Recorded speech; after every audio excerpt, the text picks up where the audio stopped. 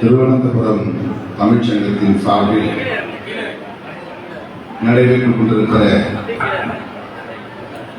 இந்த பொங்கல் விழாவை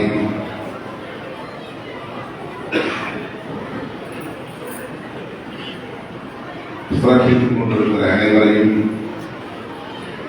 வரவேற்று உரையாற்றி அமர்ந்திருக்கிற தமிழ்ச்சங்கத்தின் பொதுச் செயலாளர் திரு வீரான் சு முருகன் அவர்களை, இணை செயலாளர் அனந்தை காசிநாதன் அவர்களை,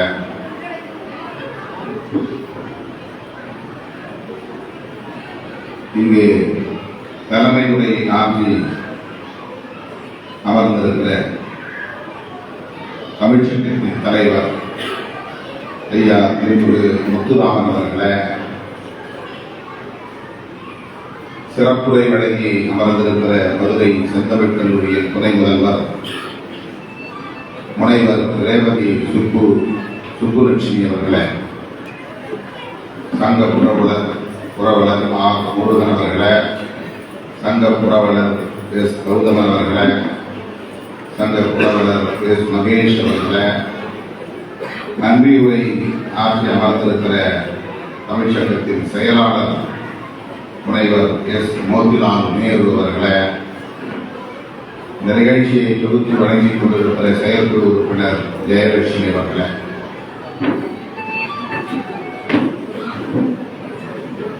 தமிழ்ச்சங்கத்தின் தூர் என்று தலைவர் அவர்களால் அறிமுகப்படுத்தப்பட்ட பெரியவர் சங்கரன் அவர்களை,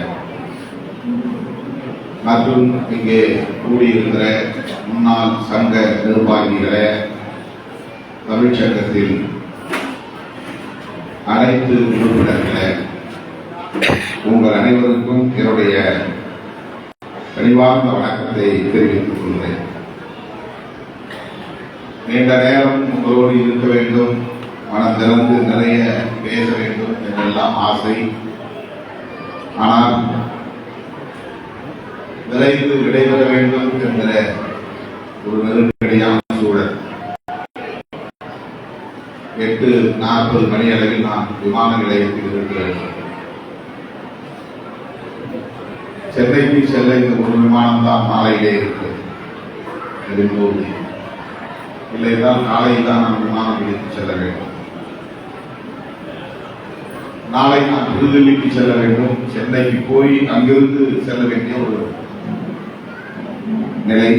ஆகவே விரைந்து விடைபெற வேண்டிய ஒரு சூழலால் நிகழ்ச்சியை வேகமாக நடத்தி கொண்டிருக்கிறார்கள். இங்கே பொதுச் செயலாளர் வீரான் சு முருகன் அவர்கள் பேசுகிற போது இளங்கோவடிகளின் இருக்கைக்காக தமிழ்ச்சங்கம் எடுத்துக்கொண்ட முயற்சியை சுட்டிக்காட்டினார். அந்த முயற்சிக்கு நானும் துணை இருந்தேன் என்பதை இங்கே பதிவு செய்தார். தமிழ்நாடு அரசு 1 கோடி ரூபாய் அந்த இருக்கைக்காக ஒதுக்கீடு செய்திருக்கிறது. ஆனால் அது போதுமானதாக இல்லை. கேரள பல்கலைக்கழகம் 2.5 கோடி ரூபாய் இருந்தால்தான் அதை வெற்றிகரமாக அமைத்து இயக்க முடியும் என்று அறிக்கை தந்திருக்கிறது. இல்லையே அந்த 1 கோடி ரூபாய் பயனில்லாமல் போகும் என்ற ஒரு சூழல். எனவே தமிழ்நாடு அரசின் கவனத்திற்கு இதை எடுத்துச் செல்ல வேண்டிய ஒரு கட்டாயம் எழுந்துள்ளது. மாண்புமிகு முதல்வர் அவர்களை இதற்காக நான் நேரிலே சந்தித்து இந்த விவரங்களை எடுத்து கூறி தமிழ்ச்சங்கம் தந்திருக்கிற முதல்வருக்கான மகனையும் அவரிடத்திலே கொடுத்து அந்த 2.5 கோடி ரூபாயையும் ஒதுக்க வேண்டும் என்று உங்கள் சார்பில் வலியுறுத்துவேன் என்பதை முதலில் தெரிவித்துக் கொள்கிறேன்.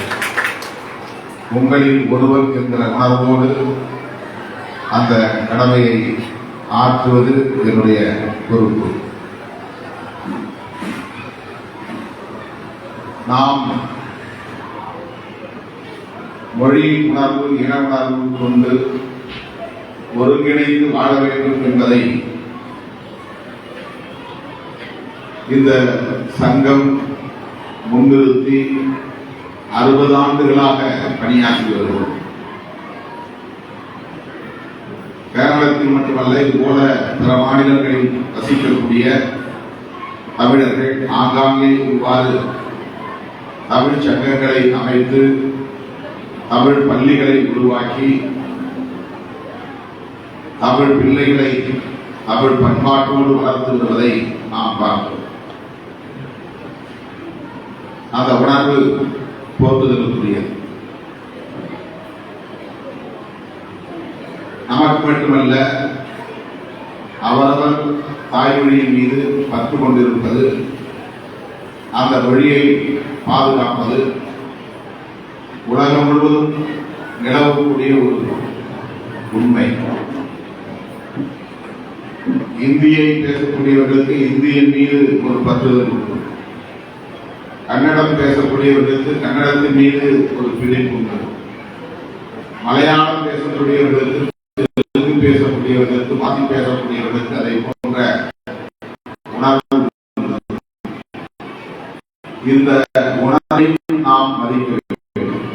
நமக்கு எப்படி நம் தாய்மொழியின் மீது ஒரு பிடிப்பு இருக்கிறதோ அதை போல ஒவ்வொருவருக்கும் அந்த பிடிப்பு, அந்த உணர்வு மேலோங்கி இருப்பது இயல்பானதுதான் என்பதை முதலில் நாம் ஏற்றுக்கொள்ள வேண்டும். இதிலிருந்து நாம் தெரிந்து கொள்ள வேண்டிய ஒரு செய்தி என்னவென்றால், நம்முடைய தாய்மொழியின் மீது நமக்கு பற்று இருப்பது சரி, அதை வளர்க்க வேண்டியது மிகவும் சரி, அதை போற்றி பாதுகாக்க வேண்டியது மிக மிக சரி. ஆனால் அந்த பற்றுதல், அந்த பிடிப்பு வேறு எந்த மொழிக்கும் எதிரான வெறுப்பாக மாறிவிடக்கூடாது. அதுதான் மிக முக்கியமானது. பிற மொழிகளை இழித்து பேசுவதோ, தாழ்த்தி பேசுவதோ, வெறுத்து பேசுவதோ கூடாது என்கிற புரிதல் நமக்கு தேவை. தமிழ் பாதுகாப்பு இயக்கம் என்கிற ஒரு இயக்கம் என்னுடைய தலைமையிலே உருவானது 15 ஆண்டுகளுக்கு முன்னர். அதிலே நான் ஒரு முழக்கத்தை முன்வைத்தேன்.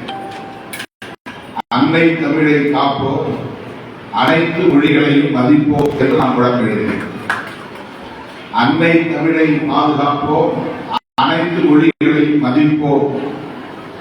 எந்த மொழியையும் நாம் நமக்கும் கீழானது என்கிற உணர்வை ஒருபோதும் பெறக்கூடாது. இந்த உணர்வுதான் எந்த மனிதனையும் நாம் இழிவாக கருதக்கூடாது, கீழாக கருதக்கூடாது என்ற உணர்வு எந்த நிலையிலும் பாகுபாடு கூடாது என்பதுதான் நம்முடைய இலக்காக இருக்க வேண்டும். பாகுபாடு ஆங்கிலத்தில் டிஸ்கிரிமினேஷன் என்று சொல்றோம். ஆண் பெண் என்ற பாலின பாகுபாடும் இந்த மனித சமூகத்தில் நீடிக்கிறது. இது பிறப்பு அடையாளம், தவிர்க்க முடியாத அடையாளம், இயற்கை அளித்திருக்கிற அடையாளம். ஆண் என்பது ஒரு அடையாளம், பெண் என்பது ஒரு அடையாளம், உயிரினங்களுக்கு பொதுவாக இருக்கிற அடையாளம். ஆனால் மனித இனம் மட்டும் எல்லா வேறுபாடுகளையும் பாகுபாடுகளாக மாற்றிக்கொண்டு உயர்வு தாழ்வை கற்பிக்கிறது. பிறப்பால் ஆண் என்பதால் ஒரு உயர்ந்தவனாகிவிட முடியாது, பிறப்பால் பெண் என்பதால் ஆண்களுக்கு அவர்கள் கட்டுப்பட்டவர்கள், கீழானவர்கள் என்று ஆகிவிட முடியாது. அது மனிதன் தன்னுடைய தேவைக்காக, தன்னுடைய விருப்புக்காக, தன்னுடைய ஆதிக்கத்தை நிலைநாட்டுவதற்காக, தன்னுடைய அதிகாரத்தை தக்க வைத்துக் கொள்வதற்காக திட்டமிட்டு உருவாக்கி அதை நடைமுறைப்படுத்துகிறார். இந்த பாகுபாடு என்பது அவனுக்கு தேவைப்படுகிறது. ஆண் பெண் பாகுபாடு கூடாது என்பதுதான் சமத்துவம். ஆணுக்கும் பெண்ணுக்கும் இடையிலான இந்த அடையாள வேறுபாட்டினை பாகுபாடாக கருதக்கூடாது என்கிற அந்த உணர்வு இருக்கிறதே, அதுதான் சமத்துவ உணர்வு. அப்படி என்றால் ஆண்களிலே அனைவருக்கும் சமம் என்கிற உணர்வு இருக்கிறதா என்றால் இல்லை. பெண்களை கீழாக நினைக்கிற ஆண்கள் அனைவரும் சமம் என்கிற உணர்வை கொண்டிருக்கிறார்களா என்றால் இல்லை. உடனே அங்கே பாகுபாடு சாதியின் பெயரால், மதத்தின் பெயரால், தொழிலின் பெயரால், பொருளாதாரத்தின் பெயரால் உருவாகிவிடுகிறது. அல்லது கல்வி போன்ற தகுதியின் பெயரால் அந்த பாகுபாடு உருவாகிவிடுகிறது. மனித குலத்திற்கு ஆண் பெண் என்கிற பாலின அடையாளம் தவிர்க்க முடியாதது. ஆனால் மத அடையாளம், சாதி அடையாளம் என்பது தவிர்க்க முடியும். வேண்டாம் என்று தவிர்க்க முடியும். நடைமுறைப்படுத்தாமல் தவிர்க்க முடியும். அந்த வேறுபாட்டை பாகுபாடாக உயர்த்தி பிடிக்காமல் அதை நீர்த்து போக செய்ய முடியும். ஆண் பெண் வேறுபாட்டை அப்படி நாம் இல்லாமல் ஆக்கிவிட முடியாது. சாதியை இல்லாமல் ஆக்கிவிட முடியும். ஏனென்றால் சாதி நாமே உருவாக்கி கொண்ட ஒரு சமூக கட்டமைப்பு, நம்முடைய கற்பிதங்களால் உருவான ஒரு கட்டமைப்பு. மதம் அதுவும் நாமே உருவாக்கி கொண்ட ஒரு கற்பிதம், நாமே உருவாக்கி கொண்ட ஒரு கருத்தியலில் இருந்து நாம் அந்த கற்பிதத்தை உயர்த்தி பிடிக்கிறோம். இன்றைக்கு இந்துவாக இருப்பவன் நாளைக்கு இஸ்லாமியனாக மாறிவிட முடியும். இஸ்லாமியனாக இருப்பவன் நாளைக்கு கிறிஸ்தவனாக மாறிவிட முடியும். அப்படி என்றால் மதம் என்பதும் சாதி என்பதும் மனிதன் பிற்காலத்தில் தனக்காக உருவாக்கி கொண்ட மேல் கட்டுமானங்கள் என்பதை நம்மால் புரிந்து கொள்ள முடிகிறது. ஆனால் பண்பாட்டு தளத்திலே அவை ஆழ வேரூன்றி நம்முடைய மனித வாழ்விலிருந்து ஒவ்வொரு நொடியிலிருந்தும் பிரிக்க முடியாத அளவுக்கு கலந்து போயிருக்கிறது. அதனால்தான் சாதியை புத்தர் காலத்திலிருந்து எதிர்த்தும் சமத்துவமே உயர்ந்தது என்று புத்தர் போதித்த நிலையிலும் 2500 ஆண்டு கால போராட்டத்திலிருந்தும் இன்னும் அதிலிருந்து நம்மால் விடுபட முடியவில்லை. பண்பாட்டு தலங்களில் அது வேரோடி போய் கிடக்கிறது. மொழி என்பதும் ஒரு அடையாளம் தான். மொழி அடையாளத்தால் எந்த பாதிப்பும் ஏற்படாது. அவரவர் மொழி அவரவருக்கு. அதிலே உயர்வு தாழ்வை உருவாக்குவதற்கு எந்த அவசியமும் எழாது. பாகுபாட்டை உருவாக்குவதற்கான தேவையும் எழாது. ஆனால் அதையும் தங்களுடைய தேவைக்காக அந்த வேறுபாட்டை பயன்படுத்திக் கொள்கிற அரசியல் நிகழ்கிற போது பிற மொழிக்கு எதிரான வெறுப்பு விதைக்கப்படுகிறது, பிற இனத்திற்கு எதிரான வெறுப்பு விதைக்கப்படுகிறது. மொழி அடிப்படையிலான அடையாளத்தை இந்த அரசியல் நடக்கிறது. அதுதான் கூடாது. கேரளாவிலே நாம் வசிக்கிறோம். பெரும்பான்மையாக மலையாளம் பேசக்கூடிய சமூகம். இங்கே தமிழ் பேசக்கூடியவர்கள் சிறுபான்மையாக இருக்கிறோம். இந்த சிறுபான்மை தமிழ் சமூகம் தன்னுடைய பாரம்பரியத்தை பாதுகாத்து, தன்னுடைய பண்பாட்டு அடையாளங்களை பாதுகாத்து, அதே நேரத்தில் மலையாளம் பேசக்கூடிய மக்களோடு இணக்கமாக வாழ்வது என்பதுதான் அதுதான் பண்பாடு என்பதை நாம் புரிந்து கொள்ள வேண்டும். தமிழர்களுக்கும் மொழி சிறுபான்மை தமிழர்களுக்கும் மலையாள சமூகத்திற்கும் வளராமல் பார்த்துக் கொள்ளுகிற அந்த அணுகுமுறை இருக்கிறதே, அதுதான் நாகரிகத்தின் அடையாளம், பண்பாட்டின் அடையாளம். இந்த புரிதல் நமக்கு தேவைப்படுகிறது. இந்த மொழி அடையாளம் மனிதன் பிறந்ததிலிருந்தே, தாயின் கருவறையில் இருந்தே நமக்கு உருவாகி விடுகிறது. நம்முடைய தாய் நமக்கு சொல்லித் தருகிற முதல் சொல் தமிழ் சொல். அதுபோல ஒவ்வொருவரும் அவரவர் தாய் மொழியில் இருந்து தாயின் வழியே மொழியப்படுவதுதான் தாய் மொழி. மொழி தாயாக கருது உறவுகிறது ஒரு புறம், அது ஒரு உருவாக்கம். மொழியை தாயாக கருதுகிறேன் என்பதனால் தாய்மொழி என்று நாம் புரிந்து கொள்கிறோம். ஆனால் அந்த மொழி தாயின் வழியே நமக்கு வந்தது என்பதுதான் உண்மையான பொருள். தாய் நமக்கு முதலில் சொல்லித் தருகிற மொழி எதுவோ அதுதான் தாய் மொழி. ஆகவே பிறக்கிற போதே ஆண் என்ற அடையாளம் நமக்கு இயல்பாக அமைந்திருப்பதை போல, பெண் என்ற அடையாளம் இயல்பாக அமைந்திருப்பதை போல தமிழரின் அடையாளமும் பிறக்கிற போதே நமக்கு வந்துவிடுகிறது. அதை நாம் மாற்றிவிட முடியாதவர்கள் இலகுவாக. அப்படி மாற்றுகிறவர்கள் பல தலைமுறைகளுக்கு பின்னால் அடையாளம் தெரியாமல் போகிற வரலாறு நிகழ்கிறது. அது மொழி கலப்பு ஏற்படுகிற போது, இனக்கலப்பு ஏற்படுகிற போது தலைமுறை காலம் கடந்து, பல தலைமுறை காலம் கடந்து வேறொரு குழு அடையாளமாக மாறுகிறது. முன்னாள் தமிழர்கள் தான் இந்நாள் மலையாளிகள், முன்னாள் தமிழர்கள் தான் இந்நாள் தெலுங்கர்கள், முன்னாள் தமிழர்கள் தான் இந்நாள் கன்னடர்கள். இது மொழியியல் வல்லுநர்களின் ஆய்வுகளிலிருந்து நமக்கு தெரிய வருகிறது. ஏன் மலையாளிகள் உருவானார்கள்? மொழி கலப்பு நேர்ந்து புதிய அடையாளம் உருவாகி அந்த அடையாளம் ஒரு சமூக அடையாளமாக மாறுகிறது. இதற்கு பல நூறு ஆண்டுகள் எடுத்துக் கொள்கின்றன. ஆகவே அது ஒரு தனி அடையாளமாக மாறிவிடுகிறது. ஆக சேரநாடு என்கிற இந்த கேரளத்தில் தமிழர்களாய் வாழ்ந்த மக்கள் இன்றைக்கு பெரும் தொகுதி மலையாளிகளாக மாறி எஞ்சியவர்கள் தமிழர்களாக சிறுபான்மையாகிறார்கள். தமிழர்களும் இங்கே எச்ச சுச்சமாக இருக்கிறோம், தமிழர்களே இன்று மலையாளிகளாக பார்க்கிறோம். இது வரலாற்றில் இருக்க முடியாது. இது போன்ற மாற்றங்கள் நிகழ்வதனால் ஒரு இனம் 100 விழுக்காடு மாறிவிட்டால் பிரச்சனை இல்லை. அப்படி 100 விழுக்காடு மாற முடியாது. மதம் மாறினாலும் அப்படித்தான், மொழி கடப்பினால் ஏற்படுகிற மாற்றத்திலும் அப்படித்தான். எல்லா மாற்றங்களிலும், இந்த பரிணாம மாற்றங்களிலும் எப்போதும் ஒரு எச்சம் இருக்கும், சொச்சம் இருக்கும். அந்த எச்சம் சொச்சம் ஏதோ ஒரு அடையாளத்தோடு சிறுபான்மையாக மாறிவிடுகிறது. அந்த சிறுபான்மை இனத்தின் பாதுகாப்பு தான் ஜனநாயகத்தின் மிக முக்கியமான கூறு.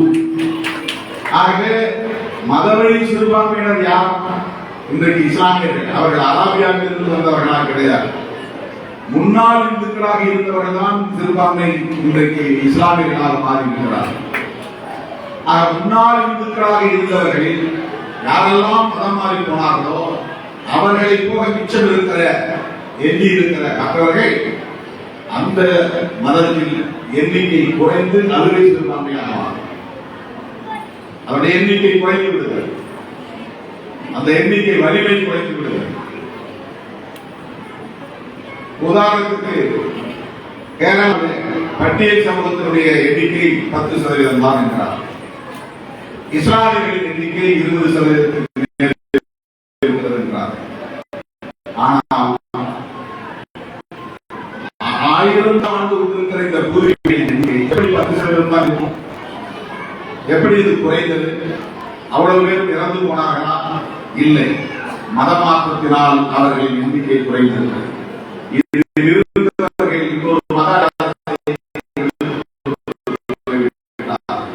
ஆனால் அவர்களால் தமிழ் அடையாளத்தை மறுபடியாக அவர்கள் தாய்மொழி அடையாளம் அவர்களோடு உடன் பயணிக்கிறது. தலைமுறை தலைமுறையாக உதர முடியும், மத அடையாளங்களை உதர முடியும், மொழி உதர முடியாது. அதோடு பராக்கோடு இணைந்து வந்த ஒரு அடையாளம் தான். அந்த அடையாளத்தை மிக முக்கியமாக சொல்ல வேண்டும். என்ன வெறும் மொழி அடையாளம்? வெறும் மொழி அடையாளம் அல்ல, அது நம்முடைய பண்பாடு அடையாளமாக இருக்கிறது. என்ன பண்பாடு? பண்பாடு என்றால் பொங்கலிடுவது, கோலம் இடுவது, உடை உடுத்துவது, வேட்டி கட்டுவது, புடவை கட்டுவது என்கிற புறத்தோற்றங்களில் இல்லை.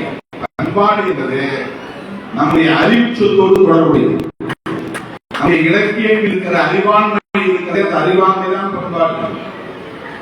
நம்முடைய விவசாயத்தில் நமக்கு தொழில்நுட்பம் இருக்கிறது, ஆற்றல் இருக்கிறது, அந்த ஆற்றல் தான் பண்பாடு.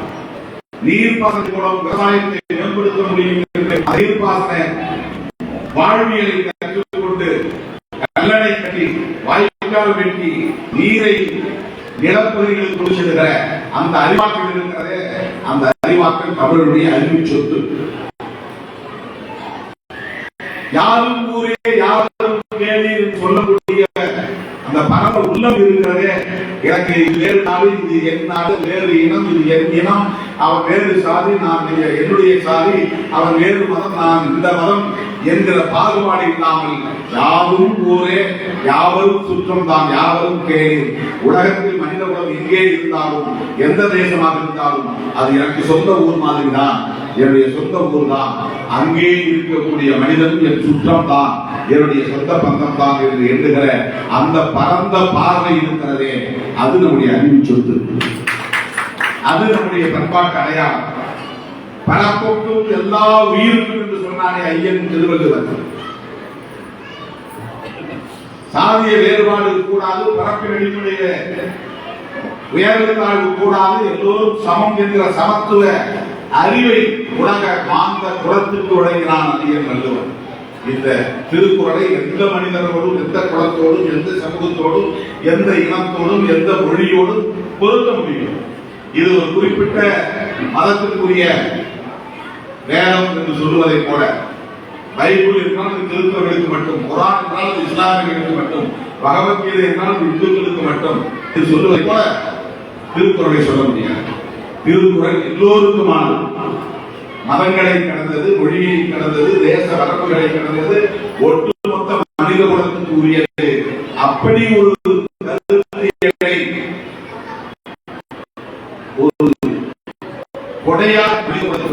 ஐயன் திருவள்ளுவர். அந்த ஐயன் திருவள்ளுவரின் மண்டையில் சுரந்த சமத்துவ கருத்தியல் தமிழர் அடையாளம், தமிழர் பண்பாடு. அந்த அறிவு சொத்தை பாதுகாக்க வேண்டுமானால் மொழியை காப்பாற்றியாக வேண்டும்.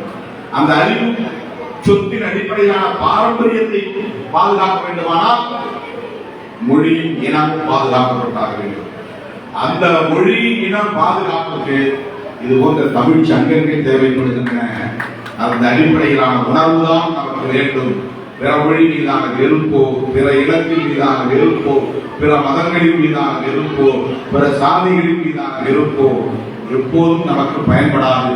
இந்த புரிதலில் நாம் தமிழராய் ஒருங்கிணைந்து வாழ்வோம் என்று சொல்லி அனைவருக்கும் என்னுடைய வாழ்த்துக்களை கூறி விடைபெறுகிறேன். நன்றி, வணக்கம்.